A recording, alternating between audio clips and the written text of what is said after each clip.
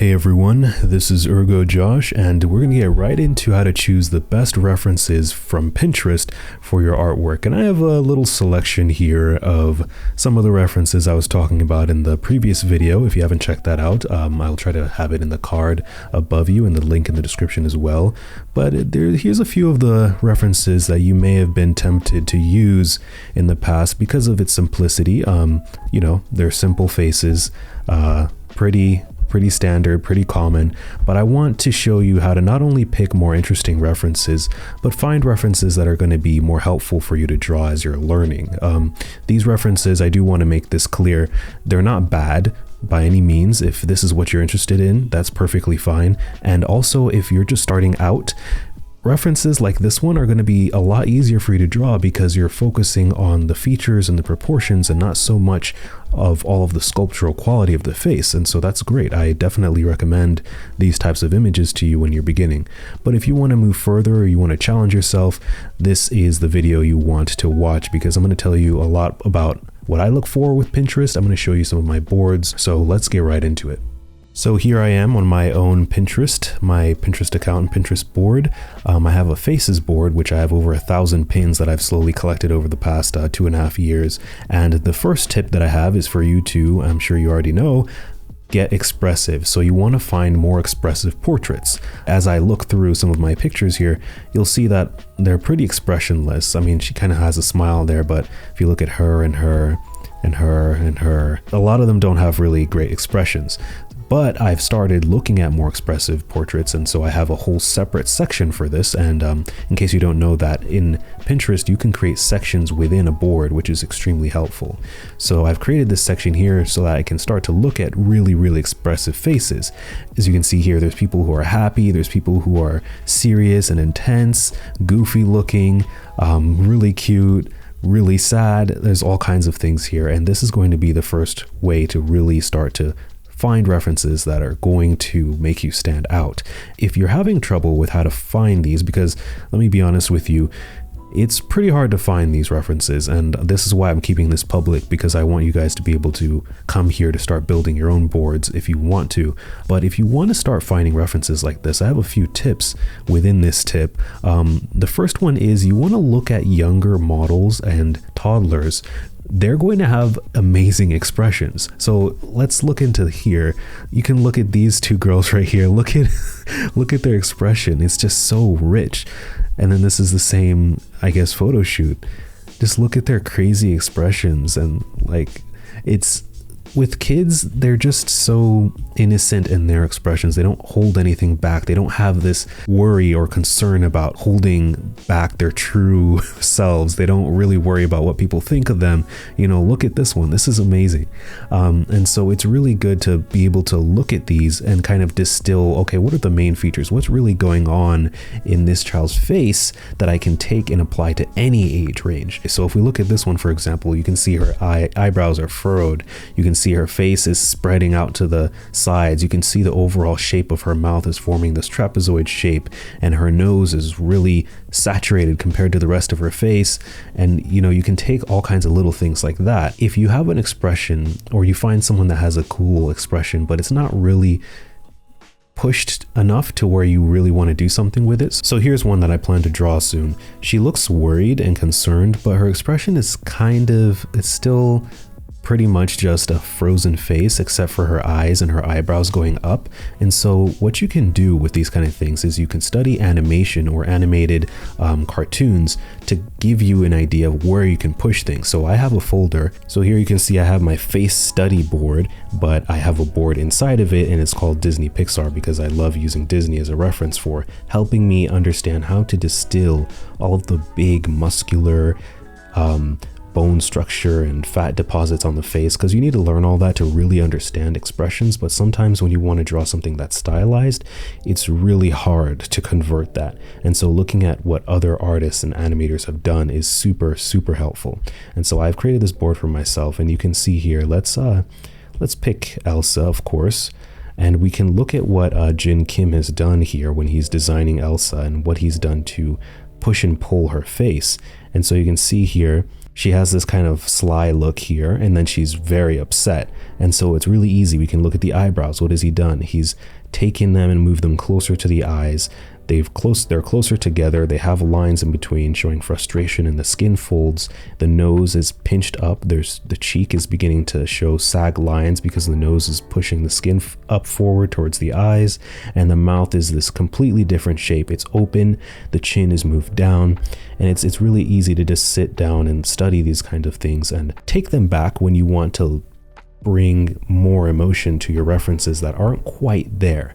So you can see here with Ariel, I'm going to try to zoom in here without crashing Pinterest, but you can see her eyebrows are pointing up towards each other, and you can see her cheeks are pushing her eyelids up, and her eyelids are kind of round in kind of a mountain or a hill shape rather than being a shape like a U shape. And so that's really key if you want to get people to look happy. You want the skin from the lower eyelid to begin to cover the eye instead of both eyelids covering the eye, because then you kind of get a sinister, squinty look. And this is just Disney. There's all kinds of different cartoons out there you can look at, because that's really the key part of animation. They need to take it to the next level, to level 11, so that it really comes through when you're watching the animation, because there isn't as much information coming through as if you were watching, you know, a real human being filmed by a camera. There's all kinds of subtle things that you're naturally trained to notice to distill someone's emotion, but when it comes to someone's drawing, they can only draw 24 images most likely, or even 12 if you're looking at old animations, and then that's all you have to be able to convey information to someone. So we really need to play it up and expand those things. And so you can see here what Cameron has done is basically the same thing. He's doing anger. He has this shape for the mouth. It's big. The chin is moved down again. The cheeks are going up, and actually the upper eyelid is also coming down, so that you have this squinty look. That's how he's created that emotion there. And so you can take these things and go back to references that are kind of expressive but not really, and really take them to the next level. And so that's it for the first tip and the first two tips. And the third one I have is to actually pick references that are more interesting. And so I have this board called characters, and how I do that is if I go back to compare, you can see all of these references and faces are pretty much just shoulders up. You know, there's not really much to it that you can get, but if you want to start using references that are going to help you design a character or give you more of a visual library as you begin to study more and more, try picking references where people are doing things and have a little bit more of their body showing. So for this one, we have a really cool hairstyle here, a really cool outfit, and you can see of her back and her hands are doing something.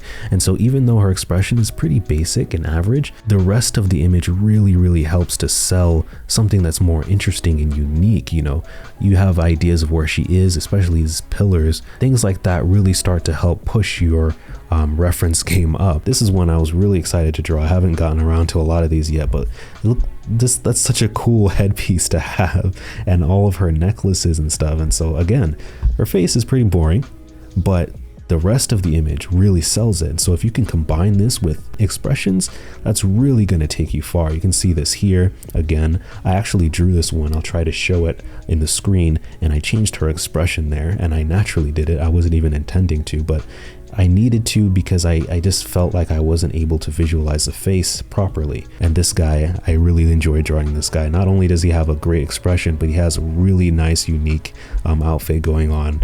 And so I encourage you to find portraits like these. It's really tough. And I'm going to share something with you in a second with how I start to build these up. So my last tip is and it's kind of hard to explain, but it's to find people and celebrities and actors and actresses and influencers and start creating a running list of people who you know to be expressive. One of my favorites on Pinterest is Cara Delevingne. We have her in an intense face, crazy face, really confused. Like, it's just really cool how many high quality, very expressive portraits she has. And she's one of the, I'm gonna say, few celebrities that has a personal Instagram and actually uses it like a personal Instagram, like how you and I would use it.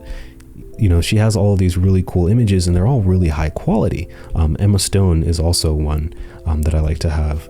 Also on Instagram, there are some photographers that are really cool. So I'm going to show you one of my favorites. And so this is a photographer, and almost every single portrait or like person that he photographs is an amazing shot. And I find myself wanting to draw every single thing he puts out on his Instagram. This is just a few of the things he's done. When you're finding photographers, you want to try and pay a little bit more attention to if they appreciate people drawing their photography. He has a little thing on his Instagram and it says art. He shares artworks that people have done based on his photography.